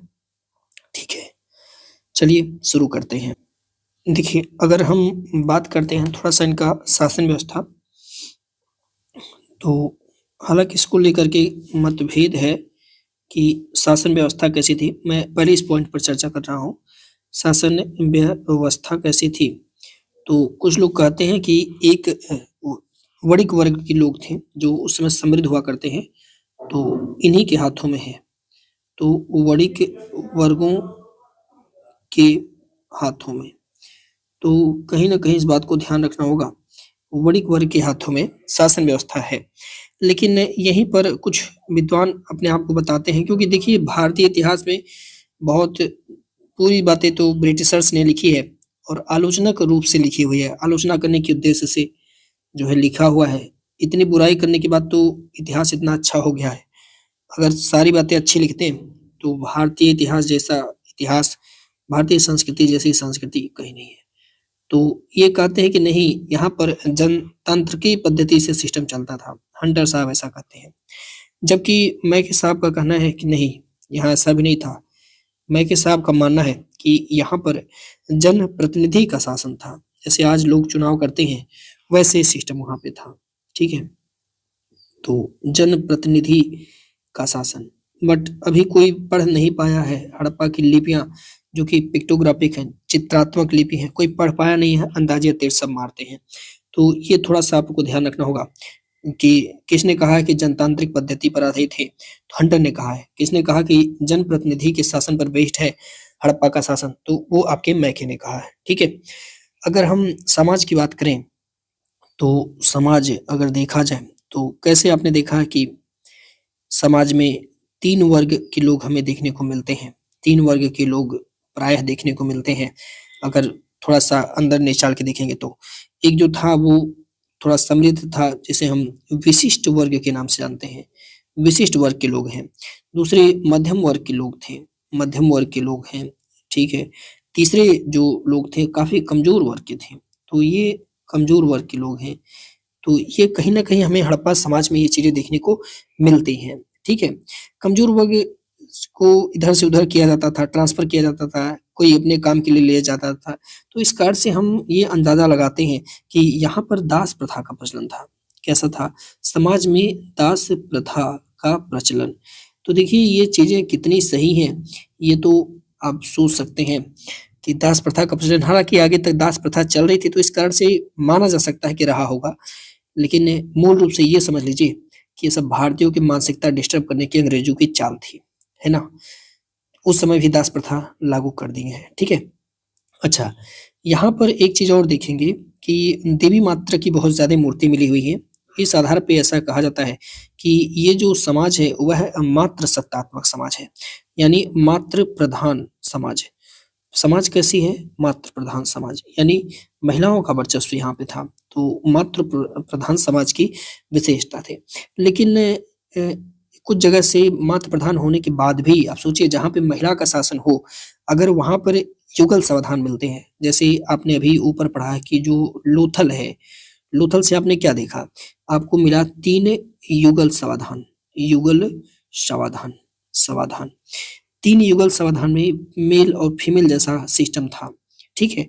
तो ये चीज कालीबंगा से आपने देखा, अभी आपने ऊपर पढ़ा होगा कि आपने देखा कालीबंगा से आपको मिलता है एक युगल समाधान। ध्यान सुनिएगा, एक युगल समाधान। अब आप मुझे बताइए कि जहां पर मात्र प्रधान है वहां पर ये युगल समाधान क्या संकेत कर रहे हैं? ये संकेत कर रहे हैं सर सती प्रथा जैसा सिस्टम है। क्या है? सती प्रथा, ठीक है। सती प्रथा का प्रचलन, सती प्रथा का प्रचलन। तो ये सारी चीजें अनुमान पर ही हैं, अनुमान ही लगाया गया है। तो पेपर में अगर कहे कि सती प्रथा का प्रचलन, तो आपको ध्यान रखना होगा, मैं इसे अच्छे से लिख दूं। पेपर में अगर आपसे कहे कि कहाँ से स्टार्टिंग मानी जाती है, तो सती प्रथा का प्रचलन। तो कहीं ना कहीं हम ये बात कह सकते हैं कि सिंध में हमें ये चीज देखने को मिलते हैं, क्योंकि लोथल से जहां हमें 3 युगल समाधान मिलते हैं मेल फीमेल के, वो बताते हैं कि हाँ एक साथ दो दो लोग दफन किए गए हैं। एक युगल समाधान हम कालीबंगा से प्राप्त करते हैं। तो ये सब बताते हैं कि भले ही समाज मात्र प्रधान क्यों ना हो, लेकिन वहां सती प्रथा जैसी कुप्रथाएं भी कहीं ना कहीं प्रचलन में है, ठीक है। लोग शाकाहारी और मांसाहारी दोनों हैं। खान पान की बात करेंगे तो लोग शाकाहारी भी हैं, मांसाहारी भी हैं। आभूषण दोनों लोग पहनते हैं, मैन भी पहनते हैं और फीमेल भी पहनती है, दोनों लोग पहनते हैं, ठीक है। जैसे अगर देखा जाए तो जो चूड़ियां हैं अभी मेल फीमेल दोनों लोग पहनते हैं। आजकल तो इंस्टाग्राम पर तो आज भी मेल लोग चूड़ी और लिपस्टिक जैसे सौंदर्य प्रसाधन करते हुए, मैं तो एक ऐसी वीडियो देख रहा था, रील्स समझे रहे, सबसे खतरनाक तत्व है आज का। उसमें एक आदमी आया, पूरी तरह से पूरा गेटअप जो है फीमेल का पहने हुए है। तो कहीं ना कहीं वो आज बता रहा है कि हम लोग अब हड़प्पा सभ्यता में फिर से वापस चल रहे हैं। कहीं ना कहीं पुरुष महिला ये दोनों लोग मिलकर के इस बात की ओर संकेत करते हैं कि आने वाले समय फिर से हड़प्पा जैसा होगा और हम जो है बर्बरता के शिकार हो जाएंगे, ठीक है। हम वेस्टर्न कल्चर को अपना रहे हैं, परंतु वेस्टर्न कल्चर में ये चीजें जो है हमारी उन लोगों की अपेक्षाकृत हम बहुत नीचे चले जा रहे हैं धीरे धीरे वेस्टर्न कल्चर के मामले में, ठीक है। वो लोग उसको अपने इस कल्चर का पार्ट लेकर के चलते हैं और हम लोग उनके कल्चर को लेकर चले हैं। चाहे छोड़िए, वो तो मुद्दा ही अलग है। तो जैसे चूड़ियां चूड़ियां वो लोग हाथी दांत और शंख की पहनते थे, ठीक है। अब ये मत सोचिए कि ऐसे बढ़िया हमारी फिरोजाबाद की चूड़ी मिल जाएगी, ऐसे एकदम गोल रहेगा। नहीं भाई, उस समय एकदम गोल चूड़ी नहीं मिलती थी, ठीक है। वो चूड़ी आप ये समझिएगा हाथी दांत का ला करके होल करके छोटा छोटा करके बनाते थे लोग, हाथी दांत। और शंख, शंख जानते हैं ना, छोटी छोटी शंखें मिलती है, उससे गोल गोल करके हाथ में लोग पहनते थे चूड़ियां, ठीक है। और भी चीजें आप देख सकते हैं, दर्पण शीशा तांबे का हुआ करता था। आप कल्पना कर सकते हैं कि वो लोग मुंह भी देखते थे अपना, जैसे आज हम लोग देखते हैं बाहर निकलने से पहले जो मुखर्जी नगर के लड़के हैं वो तो ऐसे, ठीक है। प्रयागराज के लड़के हैं वो 3 4 5 बार शीशा देखते हैं, ठीक है। इसी तरह से हम बात करेंगे तो हड़प्पा में हमें देखिएगा महिलाएं उस समय एक्टिव हैं, सिंगारदानी मिली हुई है। सिंगारदानी समझ रहे हैं? आजकल जब सिंगारदानी, तो आजकल जो शादियां हो रही हैं उसमें वास्तविक रूप से भी आज ज्यादा प्रतिरूप देने के चक्कर में महिलाओं को जो है 1000 2000 5000 की अलग से एक जो है रखना पड़ता है एडवाइजरी। वो एडवाइजरी एक लेकर आती है सिंगारदानी और उनका मेकअप करती है, देन आफ्टर वो और अच्छे दिखते हैं। समझ रहे हैं आप बात को ना, भावनाओं को समझिए, ठीक है। चनहुदड़ो से देख लीजिए, चनहुदड़ो आप जानते हैं एक स्थल है चनहुदड़ो, और चनहुदड़ो से तो महिलाओं के प्रसाधन के कई सारे सामान मिलते हैं। एक इसमें काफी फेमस है अंजन सालिका, ठीक है। क्या है? अंजन सालिका। अब ये जो अंजन सालिका जैसा सिस्टम है, जैसे अभी वर्तमान में एक सलाका टाइप का होता है, जैसे आईब्रो यानी जो फीमेल होती हैं वो काजल लगाती हैं। I don't know what is that, but आप ये मान के चलिए ऐसे ही कुछ होता है काजल लगाने वाला। तो ये अंजन सालिका मिली है काजल में, आंख पे काजल लगाने के लिए, ठीक है। आप समझ सकते हैं जहाँ पे नर्तकी नृत्य कर रही है उस समाज में सौंदर्य की कितनी इंपॉर्टेंस रही होगी। भाई नर्तकी नृत्य करने से पहले सौंदर्य करती हैं, तो अंजन सालिका आप यहाँ पाएंगे। आप देखेंगे यहाँ पे फीमेल अभी जो है लिपस्टिक जैसी चीजों का इस्तेमाल कर रही हैं, मतलब केमिकल आप कल्पना करिए, ये सारी चीजें केमिकल से तो ही बनती हैं। लिपस्टिक भी केमिकल का बनता है। मतलब वहां पर हमारे यहाँ सोचिए रसायन की शुरुआत हम लोग तब से कर रहे हैं, 2300 ईसा पूर्व से कर रहे हैं। और अंग्रेज कहते हैं कि हम असभ्य और बर्बर थे, मतलब गंवार थे। उनको क्या पता है कि हमारे यहाँ लिपस्टिक का प्रयोग महिलाएं 2300 साल पहले से कर रही हैं, ठीक है। आज भी कर रही हैं। अंजन अंजन सालिका का तो नया नया ब्रांड आ चुका है, ये तो बातें छोड़ दीजिए इसका, ठीक है। और सुनिए, एक जगह है जिसका नाम है नौसारो। अब बताइए, सिंदूर भाई साहब, ये इससे बड़ा रसायन क्या हो सकता है, इससे बड़ा प्रमाण क्या चाहिए था उन लोग को। वहां पे जो महिलाएं हैं, खास करके हिंदू वर्ग की, वो सिंदूर लगा रही हैं। अब आप कल्पना करिए, ऐसे समाज में जहां आभूषण और सौंदर्य प्रशासन के लिए इतनी सारी बातें, इतनी सारी चीजें, व्यवस्थाएं की जा रही हैं, क्या वह समाज असभ्य और बर्बर हो सकता है? आज के समाज में हो रही हैं, उस समय ऐसा कुछ नहीं था। मनोरंजन में देख लीजिए आप, वो लोग मनोरंजन भी करते थे। ऐसा नहीं है कि गूंगे बहरे हैं, नहीं भैया, मनोरंजन के रूप में नृत्य नृत्य करते हैं, ठीक है। पासे का खेल वहाँ फेमस था। कौन सा? पासे का खेल फेमस है। आप सोच सकते हैं, वहां पर शिकार, ठीक है। ऐसा नहीं वो लोग पढ़े लिखे भी नहीं थे, लेकिन आज तक उनका लिखा कोई पढ़ नहीं पाया, ऐसे पढ़े हुए लिखे, इतना खतरनाक लिखे कि आज तक कोई पढ़ ही नहीं पाया भाई साहब। तो अब नहीं पढ़ पाए, तुम्हारी गलती है ना। हर देखिए, अरामीक सभ्यता जो है, ये लोग अरामीक सभ्यता की भी चीजें पढ़ लिए हैं, लेकिन हमारे यहाँ की चीजें आज तक कोई पढ़ ही नहीं पाया है। इतना खतरनाक हड़प्पा के लोग लिखते हैं। अब आप सोचिए, जहां पर शकुनी मामा जैसे पासे का गेम आज महाभारत में खेला जाएगा, महाभारत में ये सब चीजें होंगी, वो सिस्टम हमारे यहाँ हड़प्पा सभ्यता से चला आ रहा है।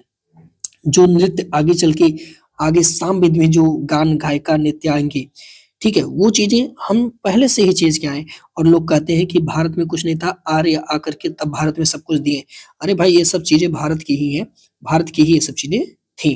तो मनोरंजन में आपने देखा ये चीजें थी, शासन व्यवस्था में आपने देखा क्या सिस्टम। अब हम आर्थिक जीवन की बात करें कि आर्थिक जीवन इनका कैसा था। तो अगर हम देखेंगे सिंधु सभ्यता की आर्थिक जीवन, ठीक है, आर्थिक जीवन, भाई इतना समृद्ध क्षेत्र, तो फाइनेंस का कुछ तो व्यवस्था इन लोगों ने करी होगी।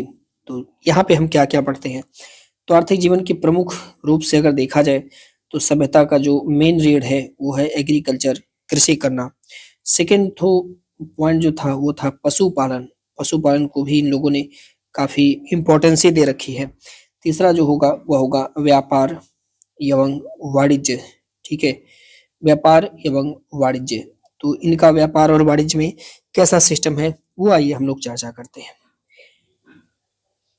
तो ठीक है, आइए देखते हैं एग्रीकल्चर में सबसे पहले पॉइंट की कृषि व्यवस्था कैसी थी, एग्रीकल्चर का सिस्टम कैसा था।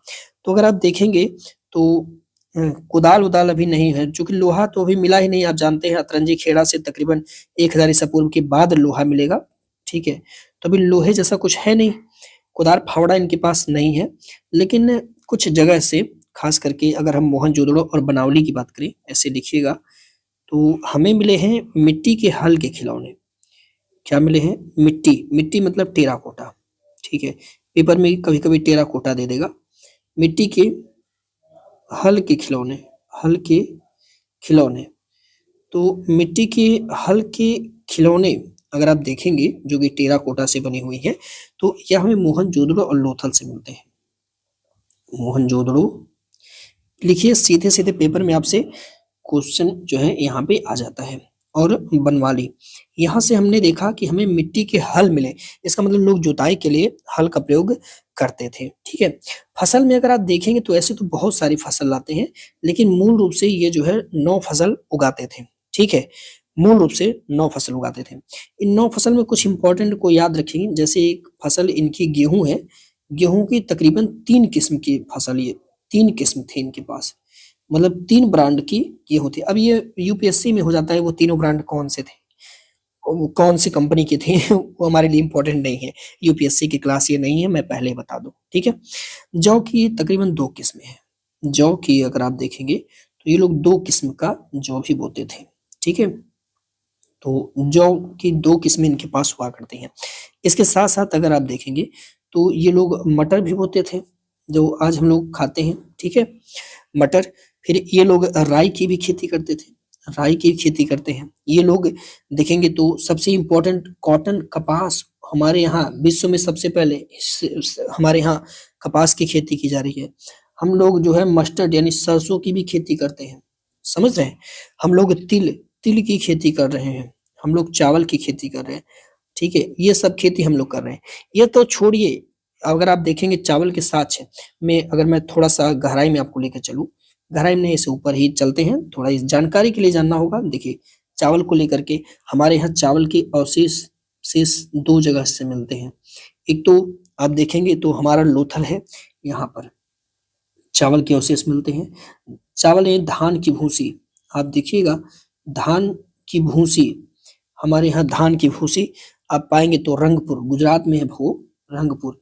यहाँ से आप देखेंगे तो इसको नोट कर लीजिएगा भाई, रंगपुर से क्या मिले हुए हैं, धान की भूसी के साथ मिले हुए हैं, हमारी टक्कर देने चले हैं।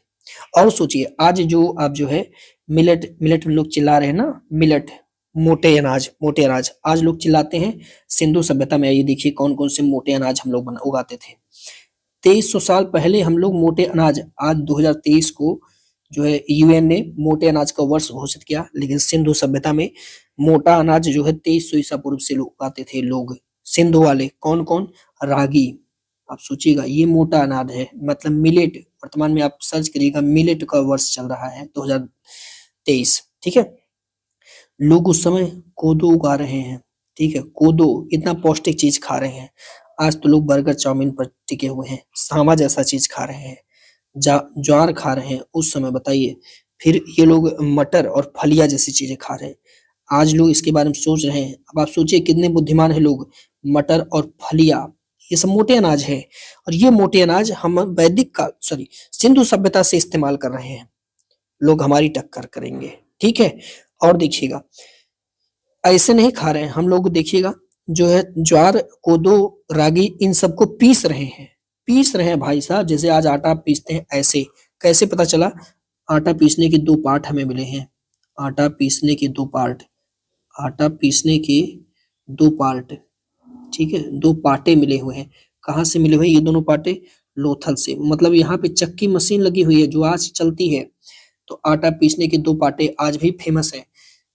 आज तो मतलब नई नई मशीनें आ गई है, टेक्नोलॉजी बढ़ गई, लेकिन उस समय हम लोग आटा पीस कर खाया करते थे, रोटी बना करके खाते थे। हाँ लेकिन हम लोग गन्ना से भी परिचित नहीं, मतलब शुगर जैसी चीजें हम लोग प्रयोग नहीं करते थे, आज बड़े पैमाने पर हो रही है। उत्तर प्रदेश तो मतलब नंबर 1 पर है। तो गन्ने का प्रयोग नहीं था, इसको थोड़ा याद रखेंगे कि उस समय भी गन्ने का प्रयोग नहीं है, लोग गन्ना प्रयोग नहीं कर पा रहे हैं, ठीक है। बात समझ में आ गई। इरिगेशन सिस्टम, देखिए सिंचाई हम लोग भाई साहब इतनी अच्छी प्रणाली कहाँ मिलेगी, सिंचाई देखिए, सिंचाई प्रणाली, इरिगेशन कैसे करते थे उस समय, नहर से, ठीक है, नदी जल का इस्तेमाल करते हैं, नदी जल, नहर नहीं है अभी, याद रखिएगा नहर नहीं बना है, हम लोग अभी भी वर्षा वर्षा जल पर निर्भर हैं, ठीक है। और कुओं का उपयोग कर रहे हैं, कुओं का उपयोग, मतलब हमने देखा किस तरह से हमने धौलावीरा में हमने पानी को इकट्ठा करना सीख लिया था, लोथल में हम लोग पानी इकट्ठा कर रहे हैं। तो उन सब का प्रयोग हम लोग कहीं ना कहीं सिंचाई में कर रहे हैं। तो ये आपने देखा एग्रीकल्चर में ये सारी चीजें हो रही हैं। पशुपालन में आइए हम दिखाते हैं, पशुपालन हमारे यहाँ क्या सिस्टम चल रहा है। अगली पॉइंट हमारी है पशुपालन। देखिए पशुपालन में हमारा एग्जामिनर क्या हमसे पूछता है, ध्यान रखना, एक जानवर है जिसको लेकर के काफी चर्चा रहता है, एग्जामिनर का ध्यान लोगों पर आकर्षित रहता है, वो है घोड़ा, ठीक है। तो वैसे तो माना जाता है, ठीक है, कि हड़प्पा में इसकी, हड़प्पा में, ठीक है, अस्वीकार किया गया, इसे अस्वीकार किया गया कि घोड़ा जैसा कुछ नहीं था, मतलब था लेकिन किया गया है, ज्यादा बड़े पैमाने पर नहीं है, ठीक है। लेकिन कुछ जगह ऐसे हैं जहां से घोड़े के साक्ष्य मिलते हैं, ठीक, जैसे गुजरात का ही एक जगह है, आपने पीछे भी देखा, सुरकोतड़ा को ही ले लीजिए, ठीक है, ऐसे लिख लीजिएगा, गुजरात का सुरकोतड़ा, सुरकोटड़ा, ये गुजरात का है। घोड़े के अस्थि पंजर यहाँ से मिले हैं, घोड़े के अस्थि पंजर, भाई कुछ कुछ जगह रहा होगा, ऐसी बात नहीं है एकदम से नील था, नहीं, कुछ जगह रहा होगा। घोड़े के अस्थि पंजर यहाँ से मिले हैं। फिर इसी तरह से बलूचिस्तान में एक और जगह है, वहां पे जाके के नोट कर लीजिएगा इसको, राना घुंडई, जहां बलूचिस्तान आप लिखे होंगे वहां पर इसको और जाकर के ऐड कर लीजिए तो आपको याद रहेगा। यहाँ से घोड़े के दांत मिले हैं, यानी घोड़े के जबड़े यहाँ से राना घुंडई से मिलते हुए हैं, ठीक है। घोड़े की मिट्टी की आकृति हमारे यहाँ से आप देखेंगे लोथल से मिला हुआ है, लोथल और इसके साथ एक जगह और है नौसारो। इन दोनों जगह से हम लोग देखेंगे तो घोड़े की मिट्टी की आकृति, घोड़े की मिट्टी मिट्टी की आकृति, तो घोड़े की मिट्टी की आकृति कहाँ से मिली है? तो आप कहोगे सर लोथल और नौसारो से मिली हुई है, ठीक है। लेकिन एक बात यह है कि जो वहाँ पे जो मोहरें मिली हुई हैं दोस्तों, सिक्के का भी कोई प्रचलन नहीं है। इन मोहरों पर आप देखेंगे तो ये 3 जानवर का कोई अंकन नहीं है। जैसे जो सभ्यता में है वहाँ ऊँट का किसी मोहर पर कोई चर्चा नहीं है, वहाँ पर घोड़ा का भी कोई चर्चा नहीं है। इसके साथ-साथ वहाँ गाय का अंकन नहीं है, ठीक है। तो हमसे पूछता है कि कौन-सा है जिसका अंकन सभ्यता की मोहरों पर था, तो खास करके गाय को लेकर के एग्जामिनर जानना चाहता है, क्योंकि गाय जैसी पवित्र जो है उस समय जो वैदिक काल में इतनी पवित्र हो चुकी, वैदिक काल में सारी लड़ाइयाँ पड़ी, ये सारे लोग जो है एक-दूसरे से गविष्ठ के लिए मार कर रहे हैं, वो गविष्ठ ऐसे सिस्टम हमारे यहाँ क्यों नहीं थे, ठीक है? तो इसको थोड़ा-सा आप ध्यान रखेंगे, इस विषय को आप थोड़ा-सा ध्यान में रखेंगे, ठीक है? कि गाय का अंकन, घोड़े का अंकन ये सब नहीं मिले हुए हैं, ठीक है? उद्योग धंधे की अगर हम उद्योग देखेंगे तो सबसे ज़्यादा इम्पोर्टेंट हमारे यहाँ वस्त्र उद्योग है, ठीक है? तो मैं थोड़ा-सा आगे लेकर आपको चलूँ अगर उद्योग, चलिए, तो उद्योग में अगर देखा जाए सबसे फेमस उद्योग हमारे यहाँ वस्त्र उद्योग था। हम लोग वस्त्र उद्योग सबसे फेमस है। कैसे पता चला ये बात कि वस्त्र उद्योग ही फेमस है?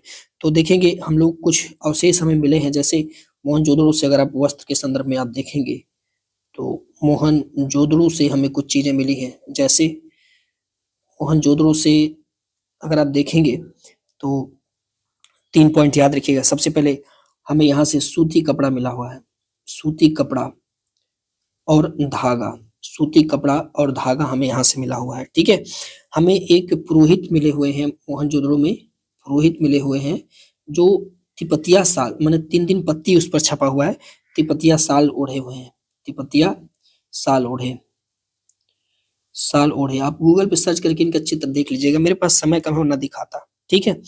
और एक प्लेस और याद रखिएगा, एक जगह और याद रखिएगा, एक चांदी के बर्तन में हमें लाल रंग का कपड़ा, ये भी हमें मोहनजोदड़ो से मिला हुआ है, लाल रंग का कपड़ा, ठीक है।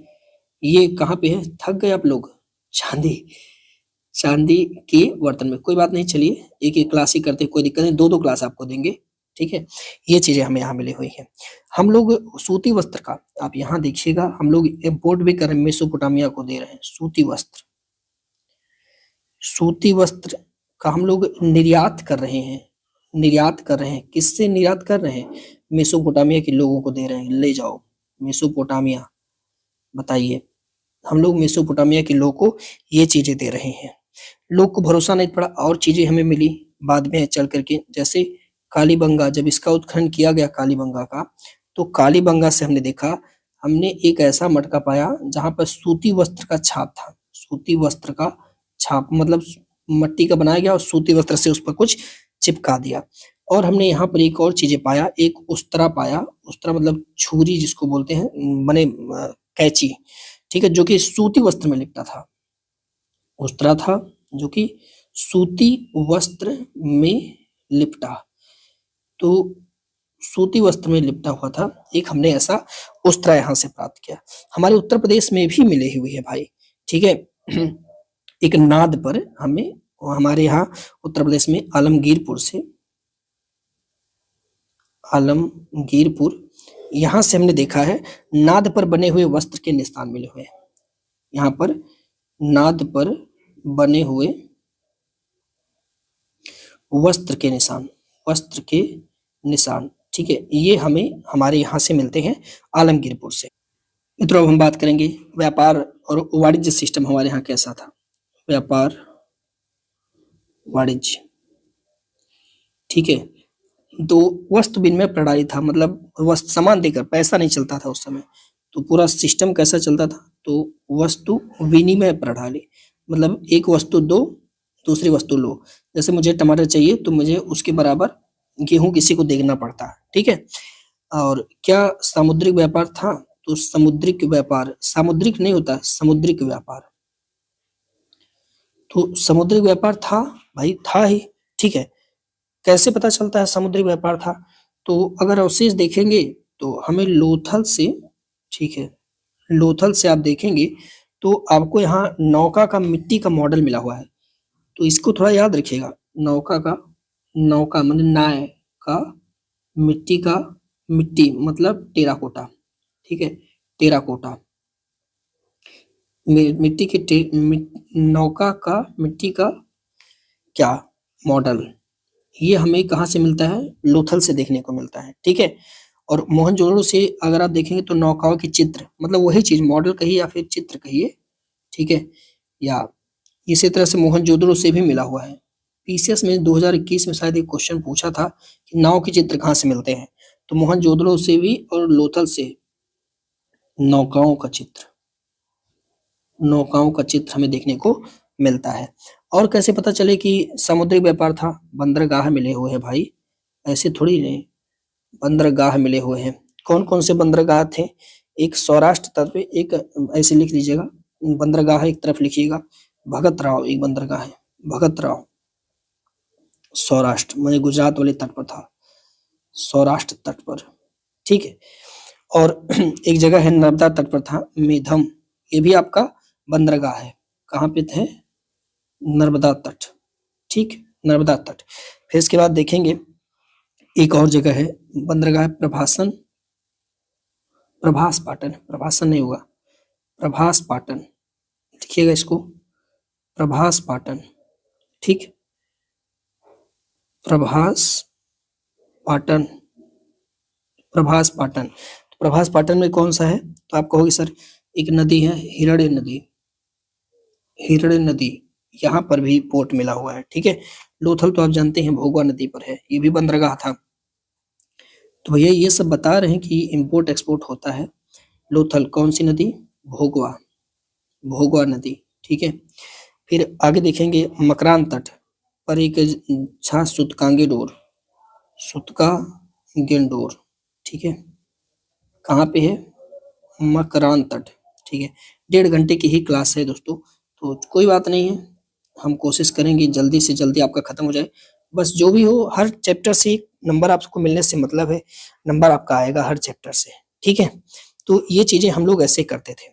मेसोपोटामिया के साथ हम कैसे क्या सिस्टम करते थे, क्योंकि जल्दबाजी में कुछ छोड़ना नहीं चाहता, पेपर में एक ही क्वेश्चन आएगा और मेंस में 2 क्वेश्चन आएगा, लेकिन यहाँ एक ही क्वेश्चन आएगा प्रीलिम्स में, तो कहीं गलती ना हो जाए। तो मेसोपोटामिया से देखेंगे तो मेसोपोटामिया के लोग, वहाँ के जो अभिलेख मिले, वहाँ 3 क्षेत्र की बात ये लोग किए हुए हैं। एक जगह का नाम है मेलूहा, ठीक है, मेलूहा, मेलूहा ये लोग सिंध क्षेत्र को कहते थे मेसोपोटामिया, कि हम लोग मेलूहा से व्यापार करते थे, मतलब सिंधु क्षेत्र, सिंधु क्षेत्र को लोग मेलुहा कहते हैं, ये लोग मेलुहा से व्यापार करते थे। एक जगह है ढिलमुन शब्द मिला हुआ है, और जिससे जो फारस का क्षेत्र है, फारस की खाड़ी क्षेत्र, वहां को लोग ढिलमुन कहते थे। तो फारस की खाड़ी क्षेत्र, ठीक है, खाड़ी क्षेत्र ढिलमुन। एक जगह है मगन, लेकिन इसके बारे में भी पता नहीं चला कि वो लोग मगन कहते किसे हैं, लेकिन ढिलमुन को आप थोड़ा सा याद रखिएगा, ठीक है। ढिलमुन को वो लोग और भी अन्य नाम से जानते थे। ये लोग ढिलमुन को सूर्योदय का क्षेत्र कहते थे, सूर्योदय, सूर्योदय का क्षेत्र अगर आपसे पूछे किसे कहा जाता है, तो ढिलमुन को कहा जाता है, जो कि फारस की खाड़ी का क्षेत्र था। इसे लोग साफ सुथरों का क्षेत्र कहते हैं, साफ सुथर, साफ सुथरे नगर, साफ सुथरे नगर, ठीक है, इसे कहते हैं। इसे लोग हाथियों का देश कहें, हाथियों, हाथियों का देश। तो ये सारे सिस्टम ये लोग करते थे, ठीक है, कोई दिक्कत नहीं, दिक्कत। ये तो धार्मिक जीवन में कुछ ज्यादा जानना ही नहीं है, क्योंकि जो भी जानना था हम लोगों ने पढ़ लिया, ठीक है। लेकिन कुछ बातें जान लेते हैं, धार्मिक जीवन में ये लोग क्या करते थे। तो सबसे पहली बात तो ये लोग मात्र देवी की पूजा कर रहे हैं, ठीक है, जितना जानना है उसे हम लोगों ने जान लिया, मात्र देवी की पूजा, ठीक, ये इनका सबसे काम था। हड़प्पा से हमें मिला हुआ है, स्त्री के गर्भ से एक पौधा निकला हुआ है, ठीक है। तो ऐसी चीजें हमें हड़प्पा से मिली हुई हैं, हड़प्पा से हमें मिला हुआ है स्त्री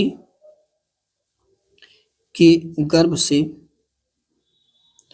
पौधा, ठीक है, मतलब इसे पृथ्वी माता की चर्चा, पृथ्वी माता ये लोग कहें कि ये पृथ्वी माता है, ठीक है, इससे ऐसा लगता है।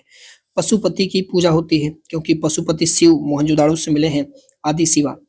सेकंड नंबर, पशु पशुपति की पूजा ये लोग करते हैं, पशुपति पूजा। पशुपति पूजा में अगर आप देखेंगे तो मोहनजोदड़ो से मिला हुआ है।